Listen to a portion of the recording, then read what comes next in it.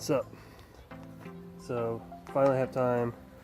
My plan is to put the gauges in, the boost gauge and the air fuel ratio gauge. So I'll show you what I got done so far. Just to make things easier, I pulled the seat and the console out, and I guess I decided while I'm in here, there's a bunch of trash in here, I'm gonna just take the whole interior apart and clean it up.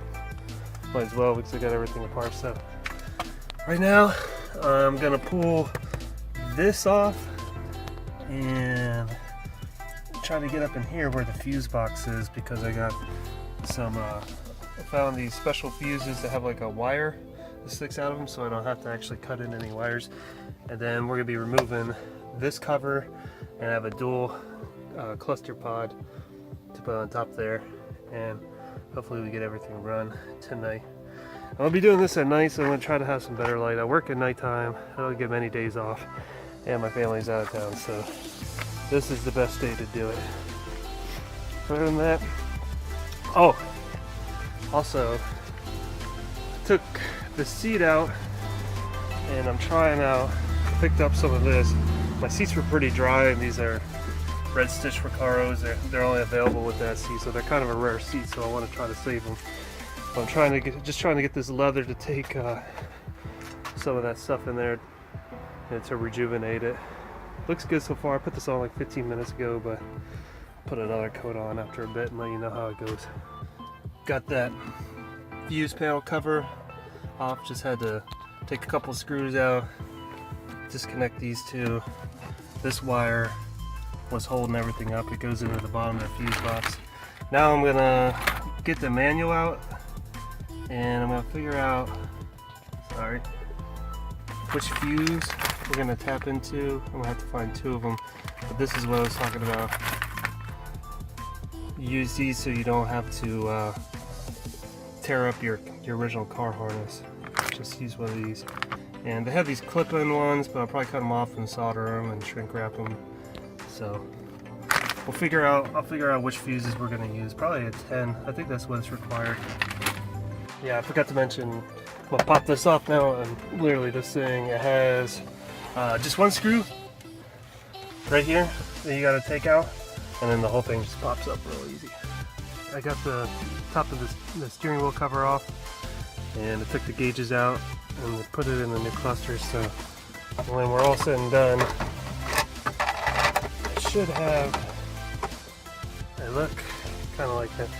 The reason I went like this with this one is I kind of think the pillars are tacky, and this is the least invasive way I can install these.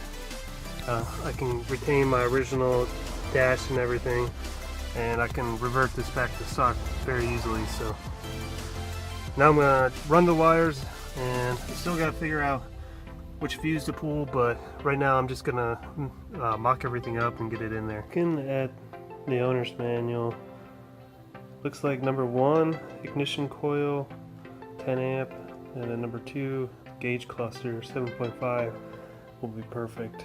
So I'll go check those.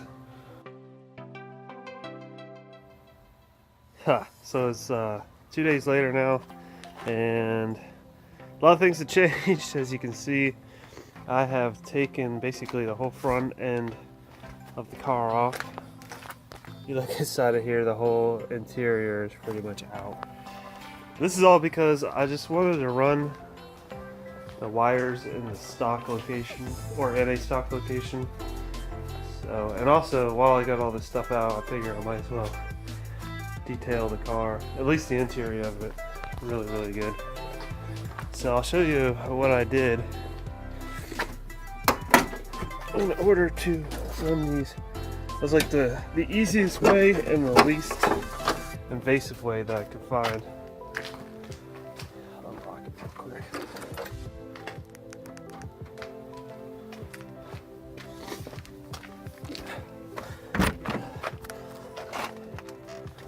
So if you look, let's see here, right there, the little rubber piece that the wires for the door controls goes to. I took that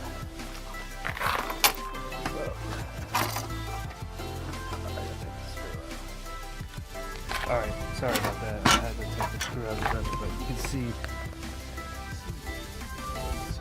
But I just cut a hole in that little boot because I figure you'll always be able to get one of those boots. And what I'll do is I have some glue that will adhere to that really well. And I just ran the wires up through here, right along the stock wire where the wire loom is. And so now what my plan is, I tested it yesterday, at least the boost gauge, and made sure it was working. Here, it's just a big mess in here, so I'm going to clean up this big mess. Did a lot of soldering. I had to, in order to run the wires, I had to cut the connectors, and I soldered them in, did everything right, so I don't have to worry about it. Use the stock round, so now it's just a matter of getting everything cleaned up, put back together. But the reason that I pulled the seats out, you can see just like they're from over time, you know. And this isn't my daily driver. The previous owner, this was his daily driver. I feel like I'll be able to clean this thing up. And my normal car obviously isn't spotless, but I like to try to keep this one as spotless as possible. Gee, this thing sucks. Sorry about that. I don't know why. Oh, and on a side note, the seats actually, they're starting to get, you know, the leather's starting to get moisturized again, so I have to say that Griot's leather reconditioner worked out pretty nice. Still a little bit dry, but I'm gonna just keep adding it, you know, keep rubbing it in. The lady at the store was telling me your best bet when you're doing seats like this is to do them while they're warm, so I might put them back in the car. I just took them out to make more space for them because I'm a big guy, so crawling around inside of there is pretty difficult with the seats in. But since I got them out, I might as well clean the rails and everything up on them real nice, make them look good again. Got the gauges in place, so here's the first test to see if everything works. Now nothing's hooked up, this is just a power test.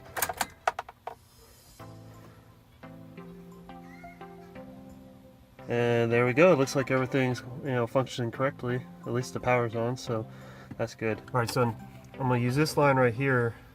This is a vacuum line that goes to the fuel pressure regulator, and I'm gonna install the T that comes in the AEM boost kit T-joint right here. I'm gonna cut it, and then we'll run a line that goes to the sending unit. And the sending unit hooks up to this wire, which I've already run through, so I'll be right back.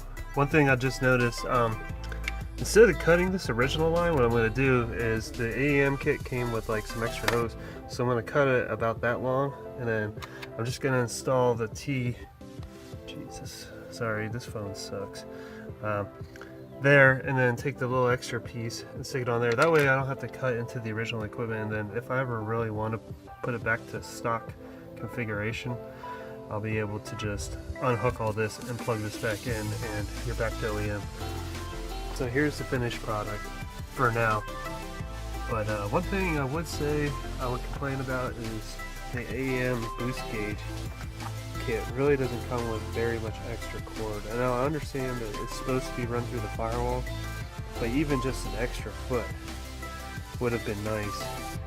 So now I got like this all stretched all the way out, which is okay. I've already started and tested, everything works fine. But I'm gonna have to go out and purchase an additional amount of line here. Probably need about an extra foot to zip tie everything in really nice. So that's one thing I would say, but I mean everything else is fine.